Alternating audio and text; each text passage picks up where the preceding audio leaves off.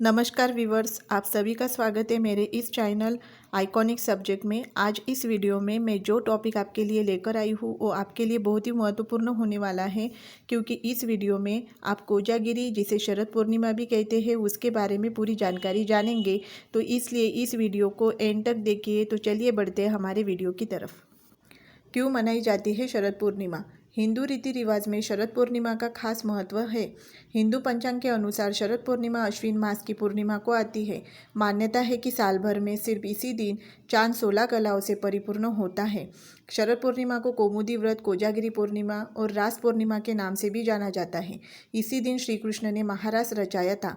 कहते हैं शरद पूर्णिमा की रात को चांद की किरणों से अमृत बरसता है। इसी वजह से इस दिन पूरे भारत में खीर बनाकर रात भर चांदनी में रखने का रिवाज है। मान्यता है कि च्यवन ऋषि को आरोग्य का पाठ और औषधि का ज्ञान अश्विनी कुमारों ने ही दिया था। यही ज्ञान आज हजारों साल बाद भी परंपरा के रूप में संचित है।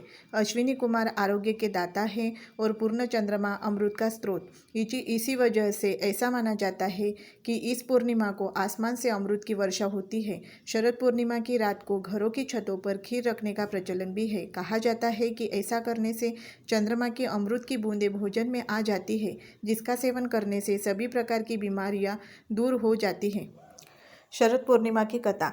इस बारे में एक कथा है। एक साहूकार की 2 बेटियां थी। दोनों ही पूर्णिमा का व्रत रखती थी। हालांकि बड़ी बेटी पूरा व्रत करती थी, लेकिन छोटी बेटी अधूरा व्रत करती थी। इसका नतीजा यह हुआ कि छोटी बेटी की संतान पैदा होते ही मर जाती। उसने पंडितों से इसकी वजह पूछी तो उन्होंने बताया कि तुम पूर्णिमा का अधूरा व्रत करती थी, जिसके कारण तुम्हारी संतान पैदा होते ही मर जाती है।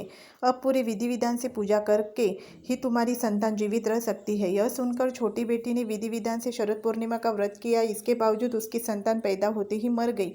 इस बात से आहत होकर छोटी बेटी ने संतान को कपड़े लिटाकर ऊपर से कपड़ा ढक दिया। फिर बड़ी बहन को बुलाकर लाई और उसी जगह पर बैठने को कहा जहां उसने अपनी संतान को कपड़े से ढका था। जब उसकी बड़ी बहन बैठने लगी तो उसका घाघरा बच्चे को छू गया और वह रोने लगा। तब बड़ी बहन ने कहा कि तुम मुझ पर कलंक लगाना चाहती हो, मेरे बैठने से बच्चा मर जाता। इस पर छोटी बहन ने उसे बताया कि यह तो पहले से ही मरा हुआ था, तेरे ही भाग्य से यह जीवित हो गया, तेरे पुण्य से ही यह जिंदा हुआ है। इस घटना के बाद से वह हर साल शरद पूर्णिमा का पूरा व्रत करने लगी। वायु पुराण में चंद्रमा जल का कारक बताया गया है। आपको बता दें कि आयुर्वेदाचार्य साल भर इस पूर्णिमा का इंतजार करते हैं। जीवनदायिनी रोगनाशक जड़ी बूटियों को शरद पूर्णिमा की चांदनी में रखते हैं। अमृत से नाई इन जड़ी बूटी से जब दवा बनाई जाती है तो वह रोगी के ऊपर तुरंत असर करती है। चंद्रमा को वेद पुराणों में मन के समान माना गया है। वायु पुराण में चंद्रमा को जल का कारक भी बताया गया है। प्राचीन ग्रंथों में चंद्रमा को औषधि यानी औषधियों का स्वामी कहा गया है। क्यों खाते हैं शीतल चांदनी में रखी खीर?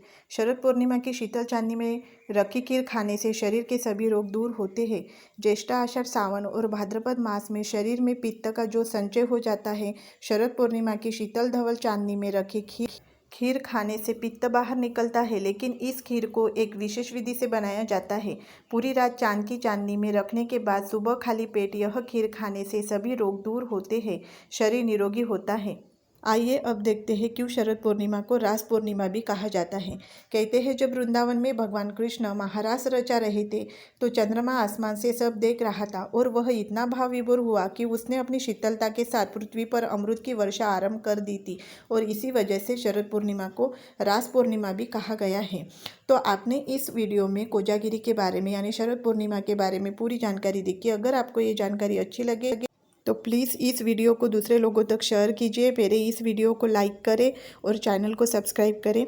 और इसी तरह के बेहतरीन वीडियो जानने के लिए नोटिफिकेशन की जो बेल है, बेल बटन, वो भी दबाएं। और फिर मिलते हैं नेक्स्ट वीडियो में। धन्यवाद।